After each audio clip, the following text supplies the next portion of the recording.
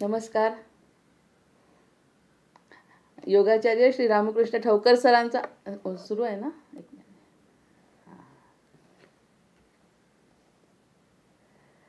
नमस्कार. या वर्गामध्ये मला बोलण्याची संधी मिळते याबद्दल सगळ्यांचे आभार. योगाचार्य श्री रामकृष्ण ठवकर सरांचे तर मी विशेष आभार मानते.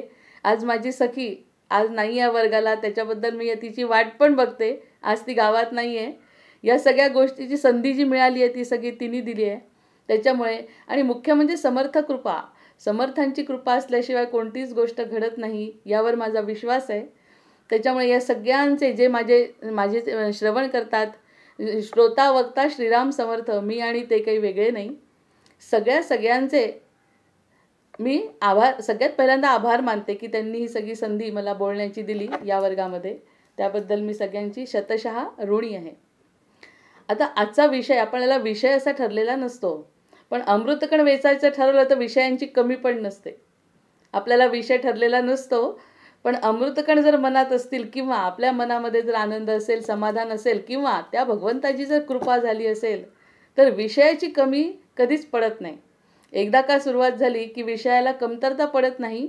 हे आपल्याला कितीतरी वेळा जाणवलं आहे की वेळेवरती आपल्याला सांगतो आणि आपण बोलतो आणि याचा अनुभव बोलणाराही घेतो आणि ऐकणाराही घेतो. या सगळ्या गोष्टींवरती माझा विश्वास आहे. म्हणजे या सगळ्या विश्वास ठेवण्यासारख्या गोष्टी आहेत. आत्तापर्यंत आपण ज्याच्यावरती विश्वास ठेवला त्यांनी किती विश्वास पूर्ण केला याचं आत्मपरीक्षण आणि आता काय फरक पडतो आहे याचंही आत्मपरीक्षण आपण जर केलं तर एकदा का त्या मार्गामध्ये आपण लागलो आनंदाच्या, की तो आनंद आपल्याला कधीही कमी पडू देत नाही. हे भगवंताचं स्वतःचं वचन आहे आणि यावरती माझा विश्वास आहे. आणि जे कोणी या मार्गाने विचार करतील आनंदाचा, सकारात्मक विचार जे करतील त्या सगळ्यांना याचा अनुभव येईल याची खात्री आहे, कारण ते सत्य आहे. आता सुरुवात अशी जर करायची म्हटलं तर मला स्वतःला काय समजते आणि खरी गोष्ट आहे मला का समजणार नाही. आपण जेव्हा जन्माला येतो या जन्माला आल्याबरोबर आपल्या मनाला बुद्धीचा पगडा असतो ना, त्याच्यामुळे आपण आपल्या स्वतःला मी समजतो. म्हणजे असतो असं वाटतं आणि दुसरं काही नाही असंच वाटतं आणि ते बरोबरही आहे. कारण आपल्याला समोर जे दिसतं ते आपल्याला आपलं वाटतं. ही काही चूक नाही गोष्ट. म्हणून काय वाटतं, त्रैलोकी धनवंत मी प्रबल मी. त्रैलोक्यामध्ये असं वाटतं हे त्रैलोक्य माझं आहे. त्रैलोकी धनवंत मी प्रबल आहे, धनवंत आहे. नंतर विद्याब्धी मी धीर मी. विद्याब्धी मला माझ्यासारखा विद्यावान कोणी नाही. धीर मी आहे. सगळं काही मी सहन करतो. ऐकू येत आहे ना सगळं व्यवस्थित? माईक आहे ना? ऐकू येत आहे? हां. त्रैलोकी धनवंत मी प्रबल मी, विद्याब्धी मी धीर मी, ज्ञाता मी नरनाथ मी, विबुध मी, स्वानंद मी, श्रेष्ठ मी. आपल्याला असं वाटत असतं या त्रैलोक्यामध्ये म्हणजे मला जे दिसतंय त्याच्याबद्दल आता मला आधी वाटतं की धनवंत मी आहे. मी धनवंत मी आहे किंवा व्हावं या दोनच गोष्टींची मनामध्ये आपला संघर्ष चालू असतो. की त्रैलोकी मी धनवंत मी प्रबल मी प्रबल आहे. माझ्या इतका बलवान कुणी नाही. विद्याब्धी विद्यावान, धीर मी सगळं सहन करतो. नंतर ज्ञाता मी नरनाथ मी, मला सगळं समजतं आणि त्यांचा सगळ्यांचा नाथ मी, विबुध मी, स्वानंद मी, श्रेष्ठ मी असं मला वाटतं. याच्यावरती आता आपण चर्चा करू नये. हा जो श्लोक आहे ते पूर्ण ऐकू. स्वानंद मी, श्रेष्ठ मी, भोगता मीच, सुजाण मी, सृजन मी. मीच भोगता आहे, मीच सुजाण आहे, मी सृजन आहे, सर्वत्र मी सर्व मी, सगळं काही मी आहे असं मला वाटतं. का वाटतं? कारण मायेचा हा पगडा आहे. महत्त्वाचा गुणच मायेचा असा आहे किंवा भास हा आहे ना, हा भासच खरा वाटणे हा मायेचा गुण आहे आणि हा भगवंताचाच लीला आहे. ही भगवंताचीच लीला आहे. मग वाटणं चुकीचं नाही. भोगता मीच, सुजाण मी, सृजन मी, सर्वत्र मी सर्व मी, मग आहे ना मी माझ्या मनाला पटवलं आणि सगळ्यांना सांगितलं सुद्धा. बोलत असताना सुद्धा असाच बोललो. अहंकार नाही म्हणत त्याला, स्वाभिमान म्हणू. असा मी आहे आणि असं रात्रंदिवस मी याचा विचार केला की मी असा आहे, मी तसा आहे, मी आहे. मला त्रास झाला तरी मला झाला, मला आनंद झाला तरी मला झाला. मीच श्रेष्ठ आहे आणि मीच भोगता आहे, मीच सुजाण आहे. हे मी असं घडत राहिलं आणि घडावं ही भगवंताची इच्छा आहे. नंतर मी हे जी कळे, हे कळलं आता मला, मी आहे, मी हे कळलं आता, मी आहे परंतु न कळे.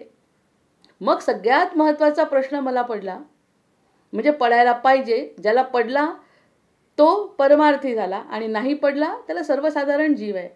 मी हेची कळे परंतु न कळे, कोठील मी कोण मी. मग हे सगळं काही आहे. मग या जगातलं मी नाही असं का वाटलं?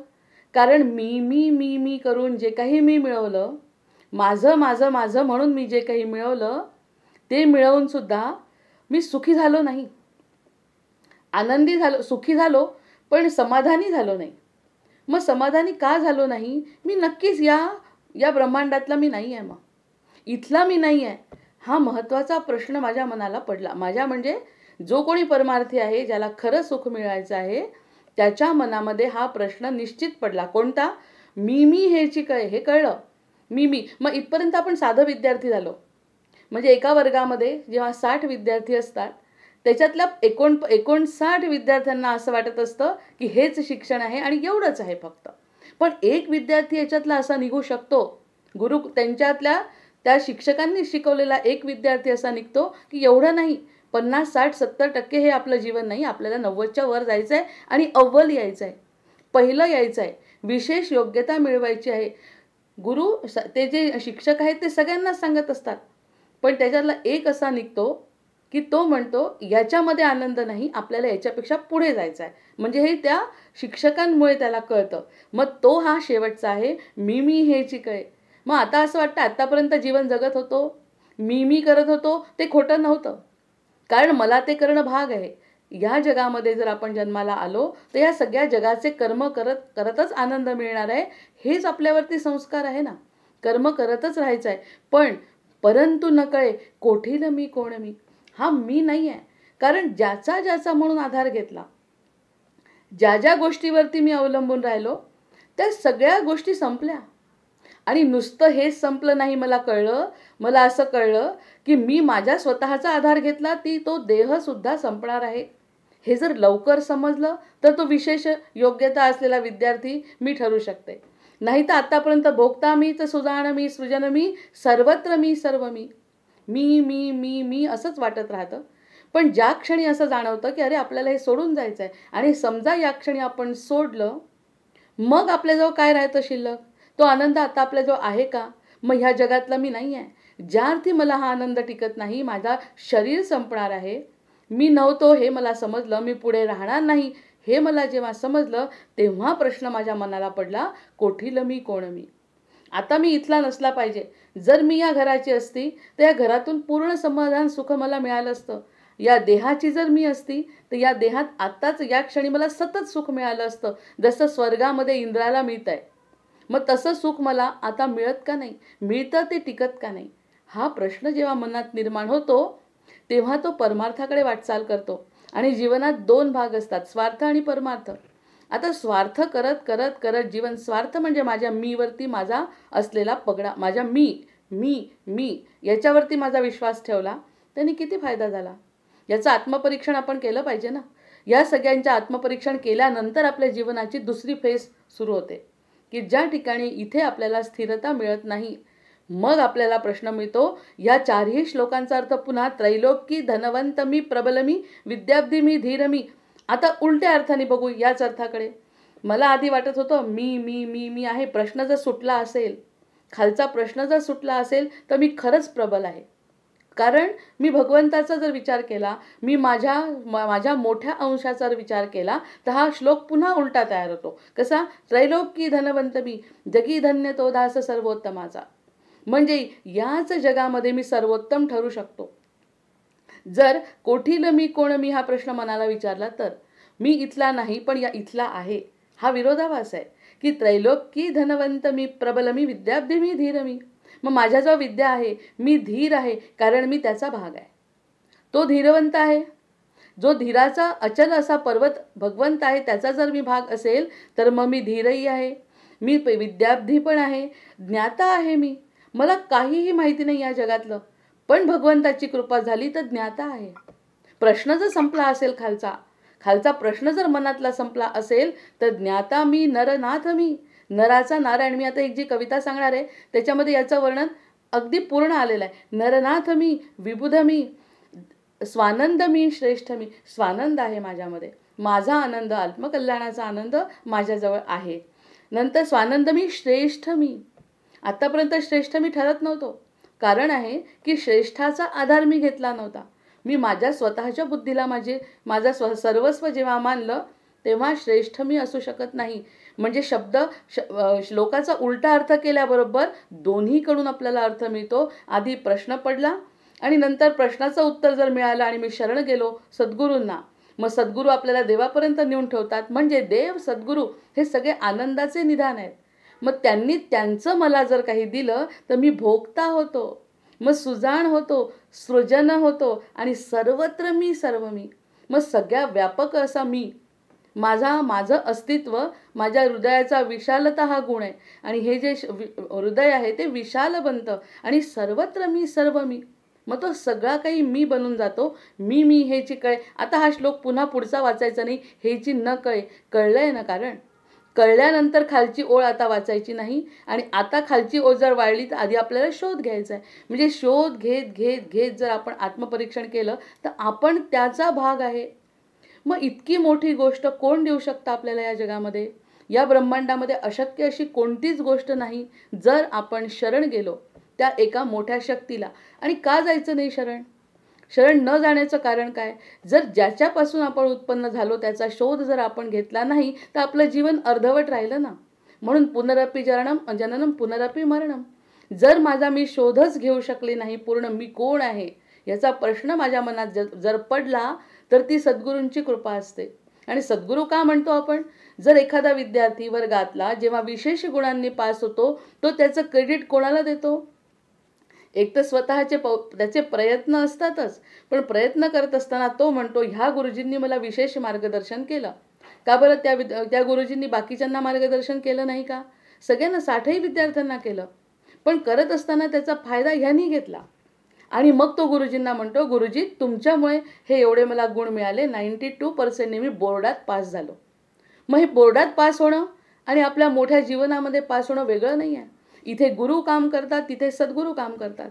मग गुरु जितके महत्त्वाचे आहेत आपल्या मायेमध्ये, या ब्रह्मांडाचा, या जगामध्ये. त्यांनी काय म्हटलंय? भोगता मीच सुजाण मी. या जगाचा उपभोग घेत असताना मला अर्धवटच जीवन जगतं. आपल्याला वाटतं जिवंत जन्म झाला आणि एक दिवस मरायचं एवढंच जीवन आहे. याच्या व्यतिरिक्तचा जो अर्धा भाग आहे परमार्थाचा, त्या परमार्थाकडे जेव्हा विचार करतात तेव्हा सद्गुरूचं स्थान निर्माण होत आहे हे समजतं. मग तेव्हा ह्या शेवटच्या प्रश्नांचं उत्तर मिळण्याचा जेव्हा प्रयत्न करतो तेव्हा आतल्या आत आत्मपरीक्षणात्मक उत्तर मिळतं की आपलं कल्याण साधण्यासाठी, म्हणजे त्या आनंदाचाच स्वरूप आपण असल्यामुळे आपल्याला आनंद मिळवायचा असतो. आपल्या कुणालाही दुःख मिळवायचं नसतं. दुःख मिळालं की दुःख होतं. जन्मलेल्या मुलाला जर आपण टोचलं काहीतरी, त्याला इंजेक्शन टोचलं, तो म्हणतो मला दुःख होतं आहे, रडायला लागतो. त्याला सुद्धा सुख पाहिजे. तो म्हणतो माझ्या जीवाला, माझ्या शरीराला कोणत्याही प्रकारची यातना मला सहन होत नाही. म्हणजे रडणं सुरू होतं. रडणं का? कारण मला दुःख नको आहे. म्हणजे मी कोणाचा अंश आहे? मी आनंदाचा आहे, कारण मला सतत आनंदी राहायचं आहे. आणि आनंदी राहण्यासाठी भगवंतांनी इथे पाठवलं आहे ना. मग आनंदी राहत असताना आपण दुःखी का होतो? दुःखी होतो कारण की मी कोण आहे हे कळत नाही. जोपर्यंत मी कोण आहे कळत नाही तोपर्यंत दुःख आपला पाठपुरावा सोडू शकत नाही. म्हणून मग मी कोठील मी कोण, मी कुठला आहे? मी जीव आधी होतो, आता आहे आणि नंतर राहणार, ही मोठी गोष्ट आपल्याला कळते. जर आपण परमार्थाचा विचार केला तर भगवंत म्हणतो मी तुला काय देतो? माझे जे टीचर आहेत, माझे जे गुरु आहेत ते मला काय देतात की तुला ना 90% पर्यंत काय 100% पर्यंत मी तुला गुण मिळवून देऊ शकतो. इतकी ताकद माझ्यामध्ये आहे, कारण मीच तुला शिकवणार आहे. शिकणारा जर तू तयार असशील तर 100% गुण मी तुला देतो. तसं सद्गुरू म्हणतात मी माझंच सगळं तुला द्यायला तयार आहे. मी का आनंदी आहे? त्या आनंदाचा स्रोत मला कळलेला आहे ना. तो आनंदाचा स्रोतच मी तुला देतो ना. एक गोष्टही अशी मी स्वतःजवळ शिल्लक ठेवणार नाही. आपल्या शिक्षकांना सुद्धा आपला विद्यार्थी पुढे गेलेला आवडतो.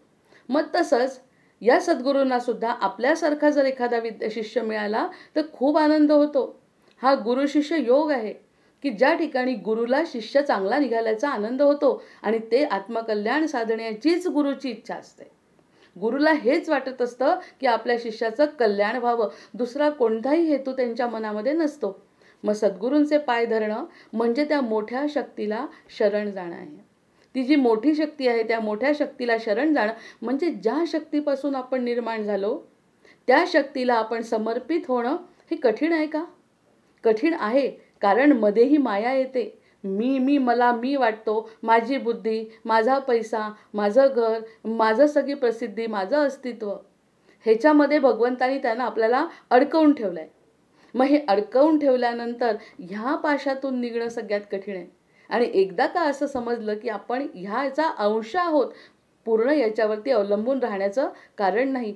उदाहरणार्थ आपण विचार करू शकतो, आपण ज्याच्यावरती अवलंबून राहिलो आनंदासाठी, तो टिकू शकला नाही. कारण एखादी व्यक्ती, आपले वडील, आपली आई, आपल्याला ह्याच्याहून जास्त तर लहान मुलाला काही समजत नाही की आईपेक्षा मोठं काही नाही, आईसारखं दैवत या जगामध्ये नाही, असं त्या लहानशा जीवाला वाटतं. पण त्या लहानशा जीवाला सोडून आई जाते, कधी कधी जावं लागतं प्रारब्धाप्रमाणे. मग तो काय त्याचं जीवन संपतं का? नाही संपत. जरीही तो अवलंबून असला आनंदासाठी, तरी तो आनंदाचा स्रोत त्याच्यासाठी राहील असं नाही.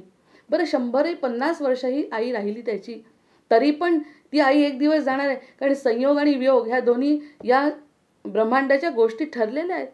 मग याच्यातून आपण आनंद शोधायचा प्रयत्न केला आईमधून, तर तो टिकू शकत नाही. कारण आई हा घटक जो आहे, हा जो देह आहे तो संपणार आहे, तोही संपणार आहे, आपलाही संपणार आहे. पण आपला आतला जीव सतत तळमळत राहतो की हे नाही आपलं, हे याच्यात मला आनंद नाही, मी याच्यावरती अवलंबून राहिलो, काही फायदा नाही झाला, त्याच्यावरती अवलंबून राहिलो, काही फायदा झाला नाही, झाला काही काळापुरता झाला. पण मला सततचा आनंद जर मिळवायचा असेल तर मी हेची कळे परंतु न कळे, कोठील मी कोण मी. याचा जर एकदा का प्रश्न आपल्या मनातला संपला, मी याचा प्रश्न जर मिळवायचं ठरवलं, तर मग बाकी सद्गुरू आपले म्हणतात, ह्याचसाठी तुला या जन्माला घातलेला आहे. आत्तापर्यंत तसा पापपुण्याचा सगळा एकत्र झाला आणि मग मनुष्य जन्म मिळाला. मनुष्य जन्म इतर जन्मांपासून वेगळा कसा, हाच विचार आपण करू शकलो पाहिजे. आणि जीवन म्हणजे फक्त काही एककल्ली जीवन नाही आहे. आपल्या बुद्धी आणि हृदयाचं जे काय सुरुवातीला सांगितलं, बुद्धी आणि हृदय या दोनच गोष्टी, द्वैत आपण यालाच म्हणू. बाकी कशालाही विचार करायची गरज नाही. आपलीच बुद्धी आणि आपलंच हृदय यांचाच हा संवाद करायचा आहे. हे जर करत असताना आपल्या हृदय जे सांगतंय, म्हणजे हृदयाच्या आतून जो संकेत आपल्याला मिळतोय, तो संकेत खरा संकेत आहे असं आपल्याला कोठील मी कोण मी मध्ये कळतं. हा प्रश्न विचारल्यावर दोन्ही पद्धतीने एकदा कळलं तर काय घडतं, जग माझा आहे, जगी धन्य तो दास सर्वोत्तमाचा. नाही तर प्रश्न विचारत पुनरपि जननम पुनरपि मरणम असंच चालू राहणार आहे. मग आपल्याला अर्ध जीवन जगायचं आहे की संपूर्ण जीवन जगायचं आहे? एक वर्तुळ आहे, वर्तुळामध्ये अर्धा काळा भाग आहे आणि अर्धा पांढरा भाग आहे. मग काळा आणि पांढरा भाग मिळून वर्तुळ बनत आहे, म्हणजे सुख आणि दुःख मिळून वर्तुळ बनत आहे. नंतर दिवस आणि रात्र समजून आपला एक दिवस होतोय. मग सगळ्या गोष्टी विरोधात आहेत ना. आपल्याला वाटत असतं की फक्त उजेड, फक्त ज्ञान, असं नाही. प्रत्येक गोष्टीला दुसरी बाजू असते, नाण्याला दोन बाजू. जेव्हा त्या दोन बाजू बघू आपण, तेव्हाच ते नाणं संपूर्णपणे आपल्या मनामध्ये पूर्ण तयार होऊ शकतं की नाणं म्हणजे मागचा भाग आणि पुढचा भाग मिळून ते नाणं आहे. तसं जीवन ऊन सावली धरून ते नाणं आहे. मग या सगळ्या गोष्टी ज्या दिसतात त्या पूर्ण टिकणाऱ्या नाहीत हे जेव्हा समजतं, तेव्हा न टिकणारी वस्तूसुद्धा तिथे आहे हे लक्षात येतं. मग तो मी हेची कळे परंतु न कळे, कोठील मी कोण मी, असे प्रश्न मनामध्ये निर्माण होत नाही. कारण ह्या जीवनातला मी आत्ताचा जो दिसतोय तो देहानी आहे. पण मी आधी होतो, आता आहे आणि पुढे राहणार आहे. मग ही कोणाची गोष्ट आहे? असं कोण आहे जगामध्ये की जे आधी होतं, आता आहे आणि पुढेही राहणार आहे? ते आहेत भगवंत. मध्ये सद्गुरू सांगतात आपल्याला की भगवंत जसे आधी होते, आता आहे, नंतर राहणार आहे. भगवंताचा गुण म्हणजे आनंद आहे, भगवंताचा गुण म्हणजे समाधान आहे. अवतारामध्ये त्यांनाही दुःख झालं पण त्याचा त्याच्यावरती परिणाम झाला नाही. संतांवरती सुद्धा अवतारात जेव्हा संत असतात तेव्हा त्यांना परिस्थितीने त्रास व्हायचा तो होतो, तरीही त्यांच्या आनंदाचा मध्ये कोणताही फरक पडत नाही. मग अशा आनंद स्वरूप परमात्म्याचा मी अंश होतो, आहे आणि राहणार आहे. मग तो मी आहे. मी कोण आहे? जो आधी होतो, आता आहे आणि नंतर राहणार आहे. हे जे मध्ये काही दिसतंय ना, तो मायेचा आभास आहे, ती माया आहे. इतकं सरळ सोपं गणित आहे. की जे होतं आहे आणि राहणार आहे तीच मी आहे. फक्त दिसायला असं वाटतंय की हे शरीर आपलं आहे, कारण या जन्मी आपल्याला हे शरीर मिळालं. याचा अर्थ हेच शरीर सतत होतं का? मी होतो, शरीर बदललंय. कदाचित झाड असेल, कदाचित हत्ती असेल, कदाचित प्राणी असेल, किती विविध प्रकारच्या योनी आहेत. पण माझं पुण्य फळाला आलं आणि मला नरदेह मिळाला आणि नरदेहामध्ये मला सद्गुरू मिळाले. आणि मग जो उलटा अर्धा भाग आहे राहिलेला, जो खरं म्हणजे पूर्ण भाग आहे, आपण त्याला अर्धा म्हणतो, की हे कळत असताना वयाची 50 जोपर्यंत येते तोपर्यंत असं वाटतं हेच असं आयुष्य 100पर्यंत म्हणजे पूर्ण आयुष्य. असं नाही. ज्या ठिकाणी परमार्थाची जाणीव होते, ज्या ठिकाणी मी कोण आहे हा प्रश्न पडतो, तिथून आपलं खरं जीवन सुरू होतं. आणि ते जीवन सुरू असताना हे गुरु जसे आपल्या मायेच्या जीवनामध्ये आपल्याला मदत करतात, तसे सद्गुरू पारमार्थिक जीवनामध्ये मदत करतात आणि आपल्याला याच क्षणी मुक्ती शक्य आहे हे शिकवतात. तू कोण होता, कोण आहे आणि कोण राहणार आहे हे एकदा सांगितलं, आणि मी जर भगवंताची आहे म्हटल्यावर आणखी मोठा शोध काय लागायला पाहिजे. जीवनामध्ये शोध लागण्यासाठी सगळ्यात मोठी गोष्ट म्हणजे मी कोण आहे हे एकदा समजलं की आपण त्या वृत्तीमध्ये स्थिर होऊ शकतो, कारण आपण भगवंताचा अंश आहो. हे सगळ्यात मोठी गोष्ट आपल्याला सद्गुरू शिकवतात. मग येणाऱ्या सगळ्या घटनांचा विचार आपण त्या पद्धतीने जर केला, म्हणजे आपली बुद्धी जर ह्या गोष्टीकडे वळवली, तर आतापर्यंतच्या आयुष्यातून काय मिळालं, काय मिळालं नाही याचा आपण छानपैकी विचार करू शकतो आणि बुद्धीला तसं वळण देऊ शकतो.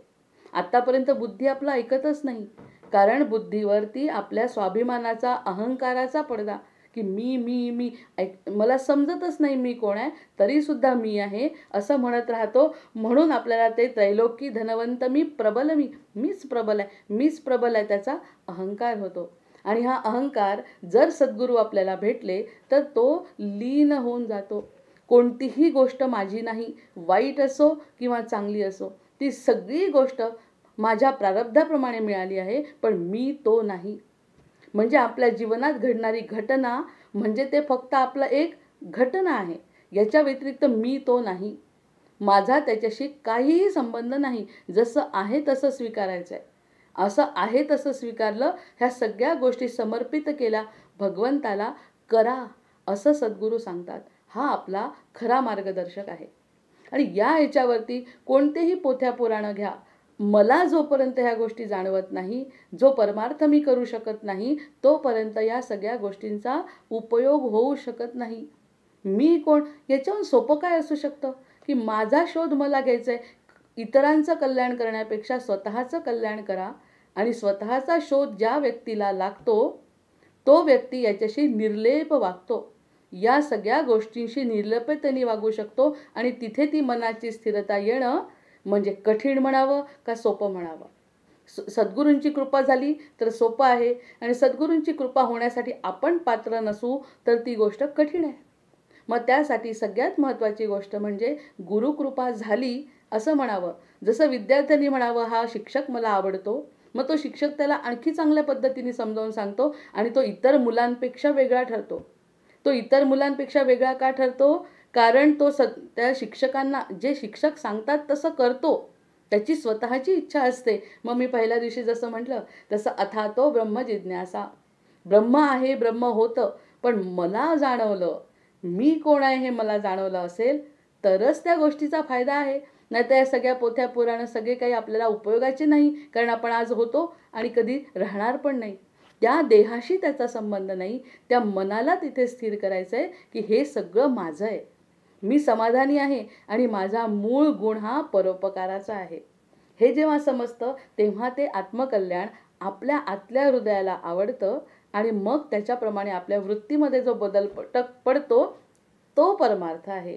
आणि तो परमार्थ करण्यासाठी आपला जीवन आहे. आणि एकदा का त्याची जाणीव झाली की मग पुढच्या सगळ्या गोष्टी बदलतात. हे प्रत्येक संत महात्मे सांगतात.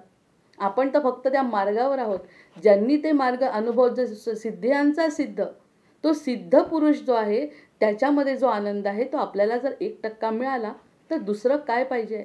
आनंदाच्या शोधात असलेल्या प्रत्येक व्यक्तीला ते टिकणारं समाधान जर मिळत असेल तर जीवनाचं सार्थक झालं. म्हणजे गुरु आणि सद्गुरू यांचं जीवनातलं स्थान हे असं आहे, अढळ आहे. आता या ठिकाणी मला असं वाटतंय की जीवन खरा विरोधाभास. जीवन हा विरोधाभास आहे. आपल्याला हे पटतच नाही. का पटत नाही? कारण मी म्हणतो तेच, मी म्हणतो तसंच आणि मला वाटतं तेच फक्त खरं आहे असं वाटण्याची तरतूदच बुद्धीमध्ये भगवंतांनी करून ठेवली आहे. बुद्धी समर्पित जोपर्यंत होत नाही तोपर्यंत मी विचार करून पाहायचा. प्रत्येकाने हा विचार करायचा आहे की मी म्हणतो तेच खरं वाटतंय, मी म्हणतो तेच व्हावं असं वाटतंय. ती एकच बाजू नसते ना. नाण्याच्या दोन, जीवन हे एकच नाण्याने नाही आहे. प्रत्येक गोष्टीला दोन बाजू असतात. मग जीवन हा खरा विरोधाभास आहे. मग कधी नको काही मजला, कधी व्याकुळ आस, कधी मला काहीच नको असतं. कधी कधी म्हणजे माझं हृदय जेव्हा अगदी छान असतं, सद्गुरूंशी समर्पित असतं, तेव्हा असं वाटतं मला काही नको. पण लागलीच मग व्याकुळ आस, हे नाही मिळालं तर कसं होईल. समोर ह्या गोष्टी दिसत आहेत, ह्या मला मिळत नाही. मग ही जी तळमळ आहे ना, ती तळमळ संपत नाही. म्हणून तो म्हणतो की जीवन खरा विरोधाभास. पण ही तळमळ खरी नाही. आपली ही जी तळमळ आहे ही एकाच बाजूनी आहे. मला असं वाटतं म्हणून ते व्हावं, हे भावनाच चुकीची आहे. हा विरोधाभास आहे. हा हा आपला सगळ्यात महत्त्वाचा एक गुरुमंत्र लक्षात घेऊ शकतो. श्रेयस शिकता शिकता, म्हणजे आतापर्यंत 10वी 12वीला मी शिकवलं, मी स्वतःही शिकले. श्रेयस आहे ते. आमच्या आईवडिलांनी सांगितलं समाजामध्ये जर टिकायचं असेल तर हे सगळं शिक्षण घेणं ही माझी जबाबदारी आहे. आपल्याला सगळी संधी तशी मिळते, तशी संधी मिळत मिळत आपण तसं शिकतो. प्रेयस निसटले काही. पण असं करत असताना जर मी ठरवलं की अगदी परदेशात स्थायिक व्हायचं, कोणताही विचार केला नाही, त्या शिक्षणाचा त्या पैशाचा उपयोग मी स्वार्थासाठी केला आणि माझं ऐहिक जीवन सुधारणा केली. माझ्या ऐहिक जीवनामध्ये करतोच आपण. ऐहिक जीवनामध्ये सुधारणा केली तर प्रेयस निसटले हाती. आपल्याला समजत नाही. म्हणजे जीवनाची दुसरी बाजू सुटली की नाही आपली हातातली, की श्रेयस शिकलं. श्रेयस म्हणजे वाईट नाही ते. आपल्याला वाईट गोष्टींचा विचार या ठिकाणी करायचाच नाही. चांगल्यातल्या दोन भागांचा, द्वैताचा विचार करायचा आहे. चांगल्यातले दोन, चांगले आणि वाईटचा नाही. चांगल्यातले दोन भाग आहेत, श्रेयस आणि प्रेयस. श्रेयस म्हणजे श्रेयस्कर आहे, हे करणं माझ्यासाठी. पण किती दिवस गुंतायचं आहे त्याच्यामध्ये. जेव्हा श्रेयस करतोय तेव्हा प्रेयसाचा विचार होत नाही, कारण आपण सद्गुरूंचे होत नाही. म्हणजे आपण आपल्या स्वतःला प्रश्नच विचारत नाही. समजत असतं बरं की हे करत असताना इतकं शिक्षण घेतलं, आपल्या देशाला याचा फायदा व्हायला पाहिजे. कितीतरी लोक असे आहेत, साधू संत, आता तरुण पिढी तयार होते की जी म्हणते की मला शिक्षण घेतलं, मला परदेशात जायचं नाही, मला इथे राहून देशाची सेवा करायची. मग त्या आतमधली हाक त्यांनी ऐकल्यावर ते स्थिर होतात, कारण त्यांना खरा आनंद मिळतो. याच्या विरुद्ध जे स्वार्थामध्ये भर पडले, स्वार्थ म्हणण्यापेक्षा श्रेयसामध्ये जे राहतात, ते आपलं सगळं जीवन आणि शेवटी म्हणतात माझं चुकलंच, इतकं माझं आयुष्य खरंच वाया गेलं असं वाटू शकतं. वाटणाऱ्यांचे अनुभव आहेत आपल्या पाठीशी. मग श्रेयस शिकता शिकता प्रेयस निसटले काही. मग हातामधून प्रेयस निसटलं आणि प्रेयस निसटणं योग्य आहे का? खरं तर श्रेयस आणि प्रेयस या दोन्ही गोष्टी जर आपल्या जीवनामध्ये आहेत तर मग आपण फक्त श्रेयसाचा विचार करायचा. आणि आपण करतो म्हणजे हा मी कोण आहे हा प्रश्न विचारता येत नाही. म्हणून तो प्रेयसाचा अर्धाच भाग आपण विचार करतो, जीवनाच्या अर्ध्याच भागाचा विचार करतो.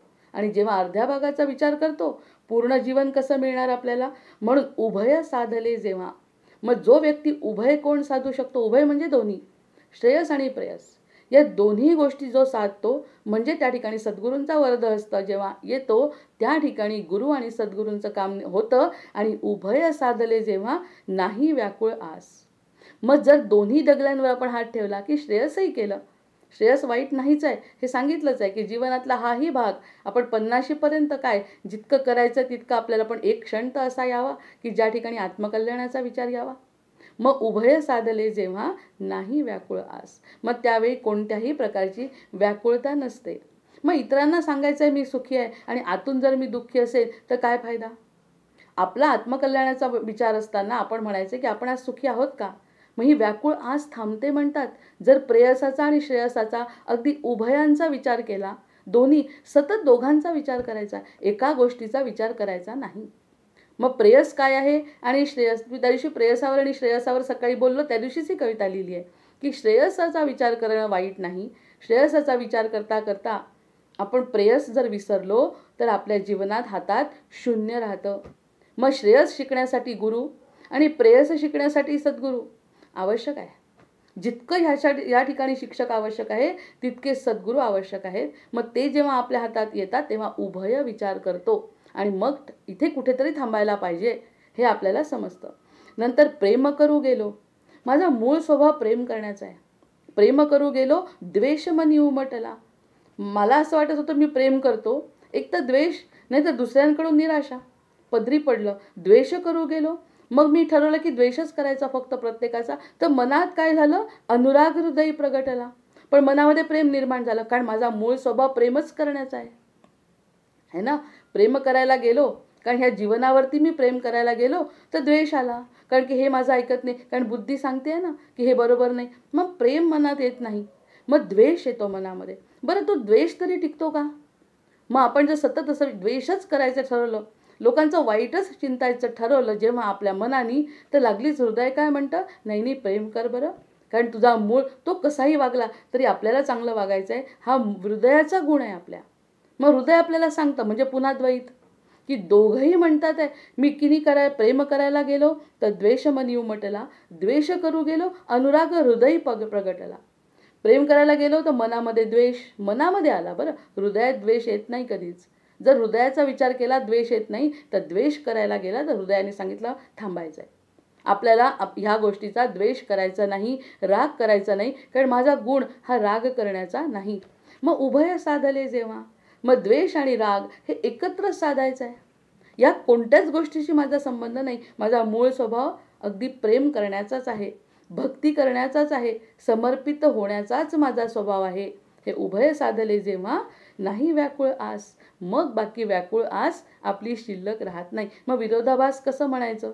आहे जीवन विरोधाभास, कारण मी पहिल्यांदा श्रेयस आणि प्रेयसाचा विचार केला, नंतर प्रेम आणि द्वेषाचा विचार केला. पण जिंकायला कोणी पाहिजे? प्रेमाने जिंकायला पाहिजे. नंतर ज्ञानार्जन करता करता, आता गुरु आणि सद्गुरू, ज्ञानार्जन करता करता अध्यात्म कसा विसरलो. आता आमचे एक गुरुजी आहेत, त्यांना मी म्हटलं, सर मला गणित अजिबात जमत नाही, पूर्वीपासूनच गणित जमत नाही.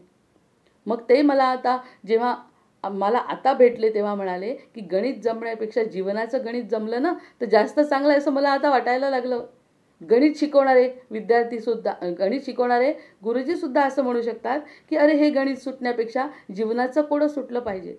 गणित खरंच जमत नाही आहे, पण नाही जमलं तरी काही दुःख नाही. विरोधाभास आहे हा. नाही जमत म्हणून माझ्या बुद्धीला वाटतंय मागे खेचणं स्वतःला, हे योग्य नाही. प्रत्येक ठिकाणी भगवंत संधी देतोय. ज्ञानार्जन करता करता अध्यात्म कसा विसरलो.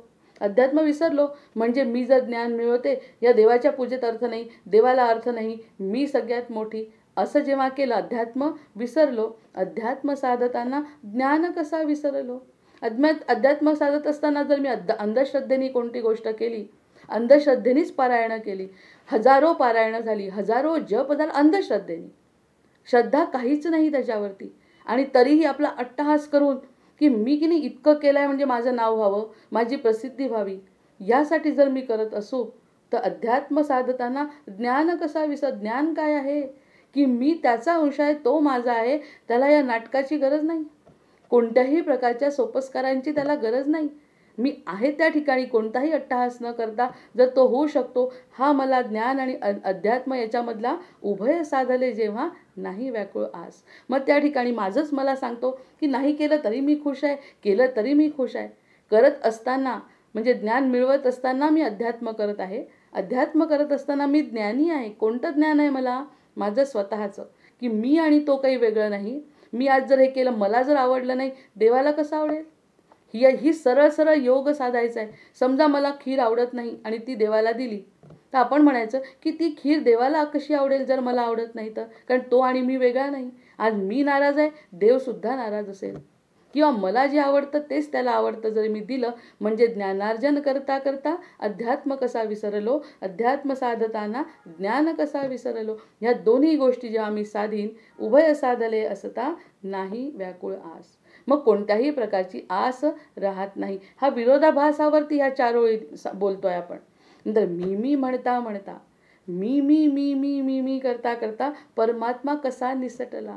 खरंच निसटतो, कारण अर्धाच भाग आपण करतो. आपण जीवनामध्ये अगदी यशस्वी होतो आणि व्हावं. यशस्वी न होणे काहीच नाही. जेव्हाही केव्हा जाग आली ती महत्त्वाची गोष्ट आहे.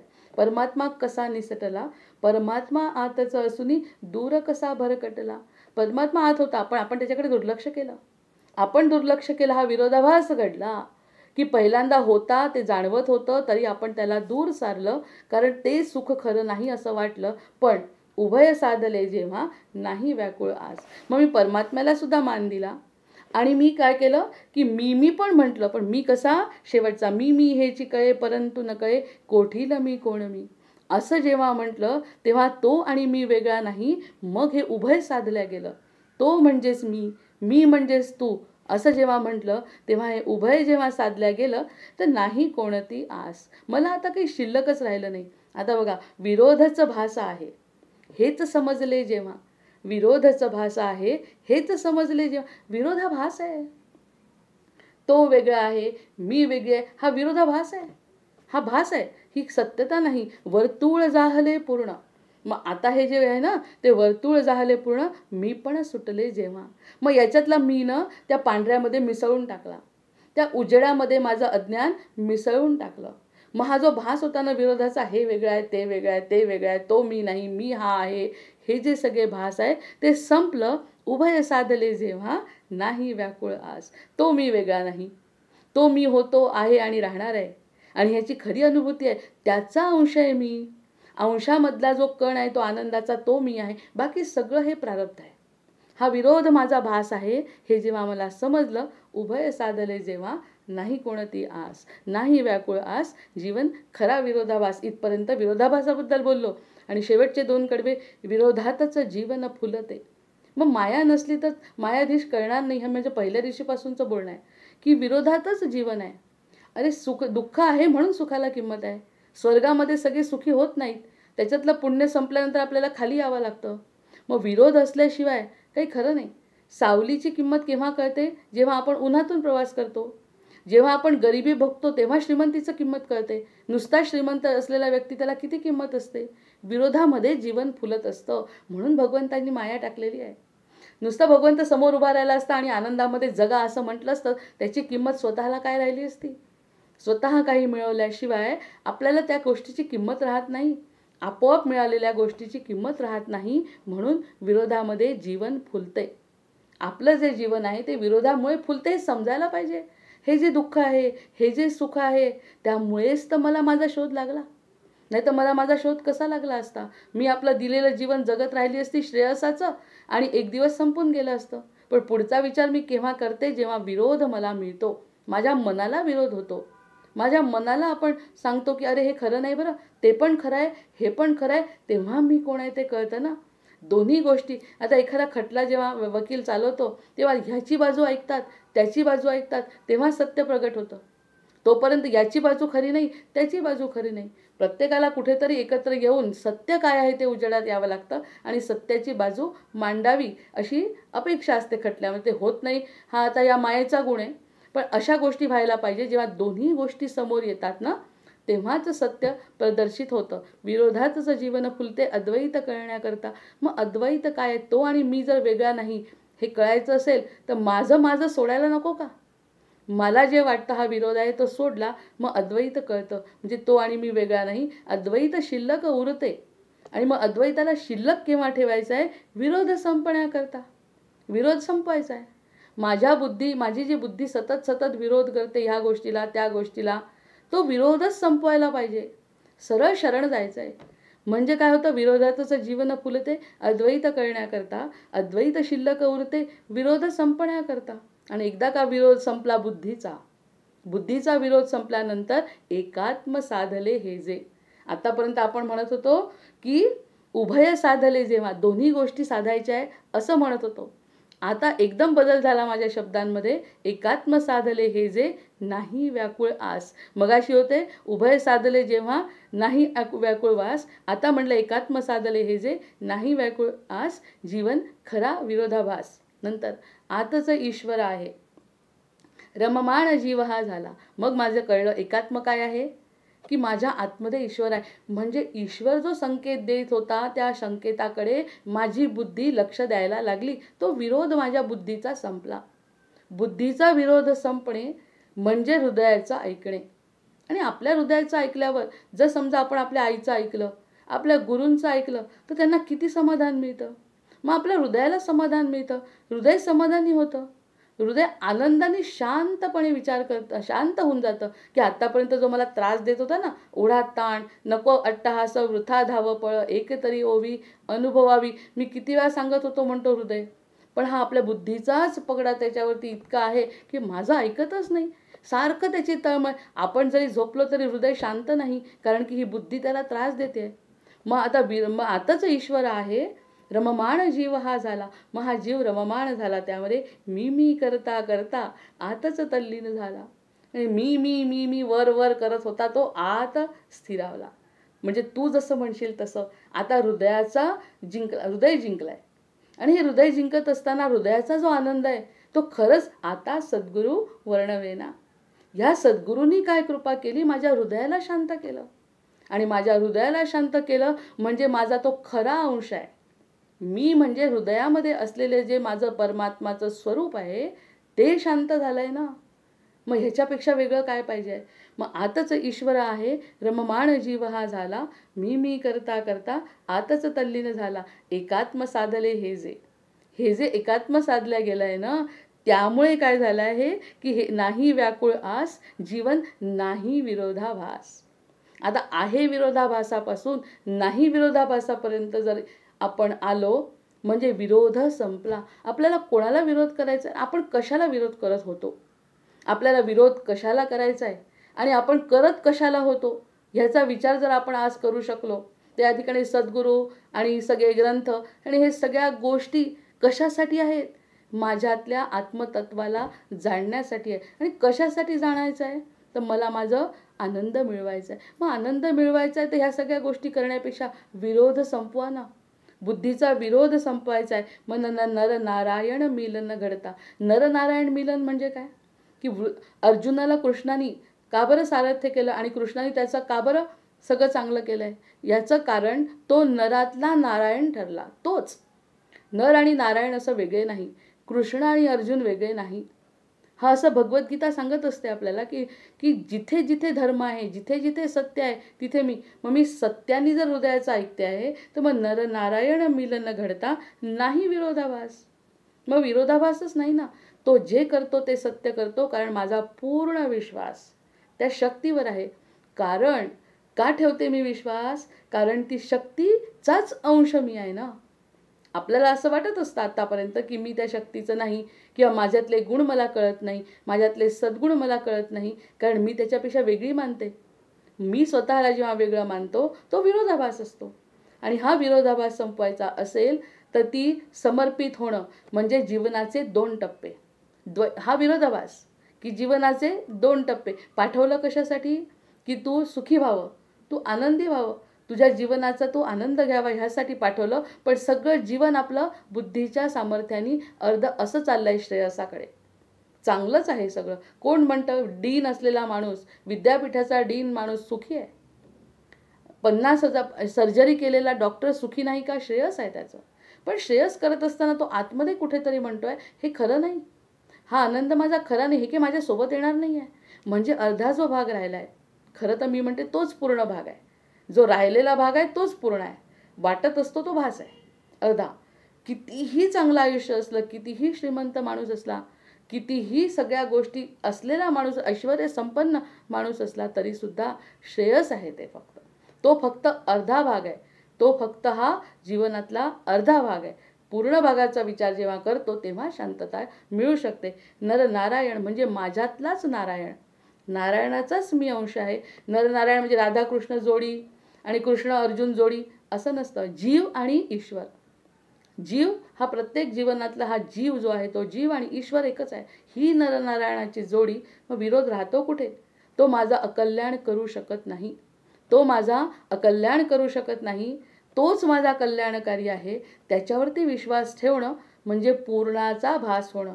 म्हणून नरनारायण मिलन घडता नाही विरोधाभास, जीवन पूर्णत्वाची आस. आता ही कविता तुम्ही पुन्हा ऐका, मी टाकते ग्रुपवरती. जीवन पूर्णत्वाची आस, जीवन पूर्णाची आरास आहे.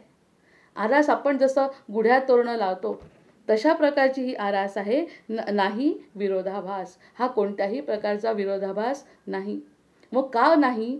कारण ती सद्गुरूंच्या कृपेने. आता हा सद्गुरू हा विषय असा काढते की आत्मसमाधान मिळायचं असेल, आत्मकल्याण व्हायचं असेल तर सद्गुरूशिवाय मार्ग नाही.